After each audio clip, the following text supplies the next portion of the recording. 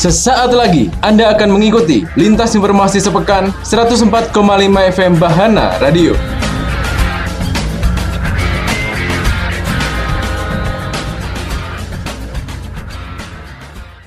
Sobat, proses saling hibah aset Kementerian Pertahanan atau Kemenhan dengan Pemkab Ngawi tak kunjung clear. Sementara proses restorasi Benteng Pendem Van de Bos yang pengelolaannya bakal diambil alih oleh Pemkab dari Kemenhan sudah selesai 100%. Belum jelasnya status pengelola bakal menjadi kendala Kementerian Pekerjaan Umum dan Perumahan Rakyat atau PUPR melimpahkan aset bangunannya. Hal ini seperti diungkapkan oleh Sekda Ngawi, Moh Sodik Triwidianto. Ada dua penyebab proses saling hibah belum terrealisasi. Sodik menyampaikan bahwa rumah dinas dan asrama di kawasan Benteng Van de Bos kini masuk objek hibah.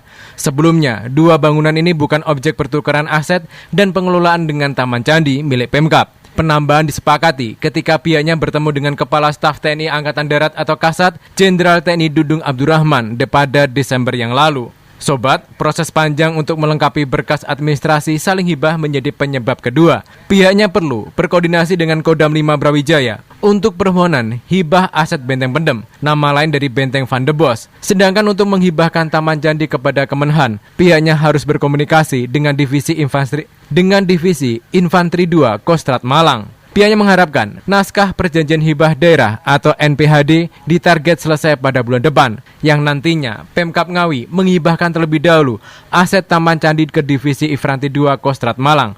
Selanjutnya, Benteng Pendem diserahkan kepada Pemkab.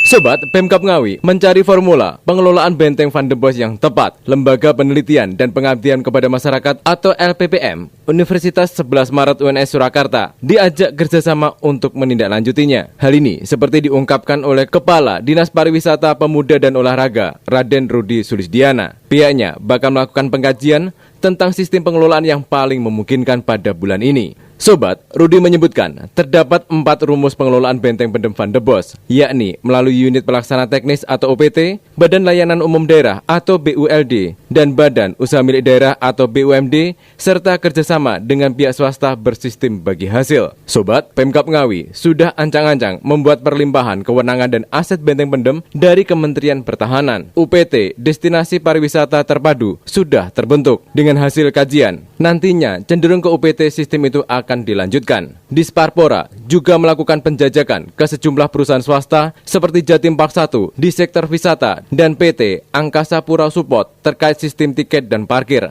yang diharapkan hal ini dapat meningkatkan PAD.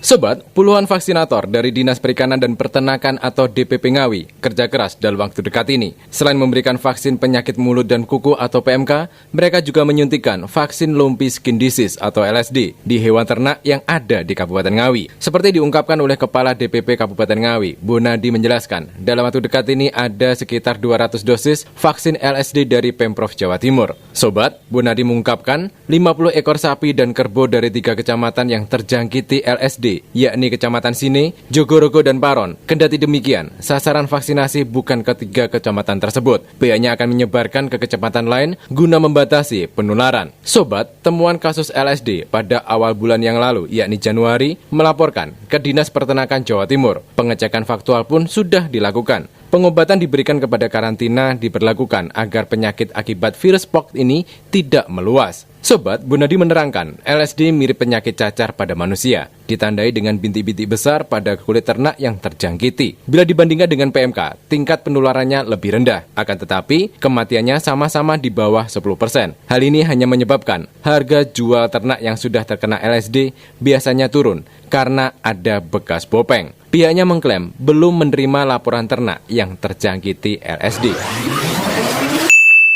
Sobat, Bupati Ngawi Oni Anwar Harsono meminta Dinas Perikanan dan Peternakan atau DPP Kabupaten Ngawi serta masyarakat meningkatkan kewaspadaan akan LSD. Munculnya penyakit Lumpy Skin Disease yang menyerang ternak tak kalah wabah penyakit mulut dan kuku masih merebak. Hal ini diungkapkan, pasalnya pengawasan arus mobilitas ternak harus lebih ketat, khususnya dari wilayah Jawa Tengah. Sobat, kewaspadaan yang diminta Oni mengacu kebijakan tidak menutup pasar hewan. Pengecualian sementara ini ditepikan dengan pertimbangan roda perekonomian masih tetap berputar. DPP meminta mensosialisasikan pencegahan dan penanganan ternak terjangkiti dan penanganan ternak terjangkiti LSD secara masif. Sobat, DPP menyuntikan vaksin PMK dan memberikan vitamin ke 60 ekor sapi di Pasar Legi.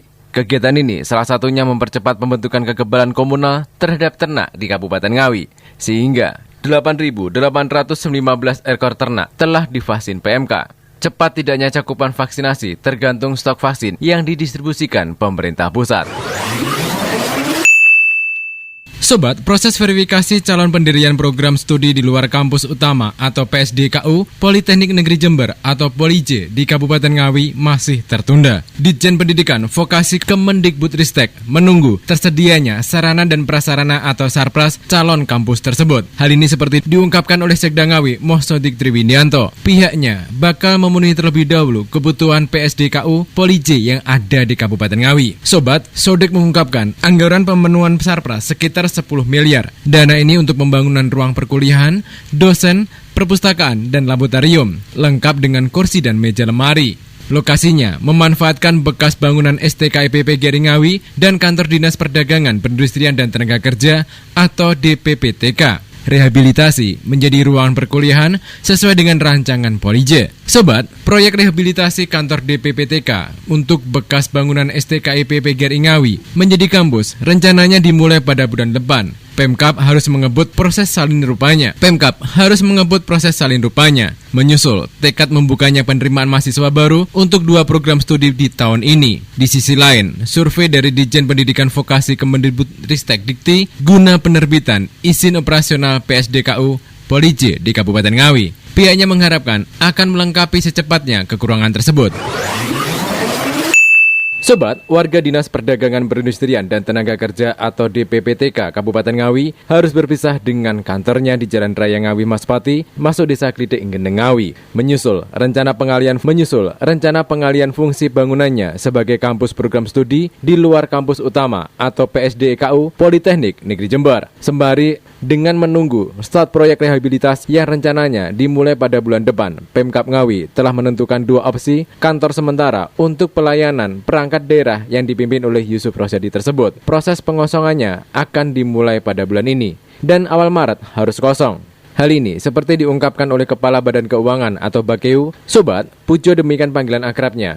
Gedung workshop milik Dinas Pekerjaan Umum dan Penataan Ruang atau DPUPR menjadi tempat alternatif pertama, yang lokasinya di Jalan Raya Ngawi Cepu, dan opsi kedua, bangunan SDN Karangtengah 2 yang lama tidak dipergunakan pasca peluburan. Mengerucutnya 2 pilihan tersebut, rapat koordinasi dengan Badan Perencanaan dan Pembangunan Daerah atau Bapeda, Dinas Pendidikan dan Kebudayaan, DPUPR, dan DPPTK Kabupaten Ngawi. Sobat, ditambahkannya, DPTTK berada di kantor baru dengan kondisi bangunan representatif, namun peluang pembangunannya butuh kajian matang dengan mempertimbangkan kekuatan anggaran. Adapun rencana pindah ke kantor Dinas Penanaman Modal dan Pelayanan Terpadu Satu Pintu atau DPMP TSP yang berada di Jalan Muhammad Tamrin. Bangunan yang bakal kosong ketika penghuninya pindah di kawasan Mall Pelayanan Publik yang rencananya menjadi rumah dinas Wakil Bupati, karena rumah dinas Wakil Bupati yang rencananya dibongkar untuk perluasan pasar hewan. Sobat, ditambahkannya, Pemkab Ngawi bakal melakukan rehabilitasi kantor DPPTK dan bekas bangunan STKIP PGRI Ngawi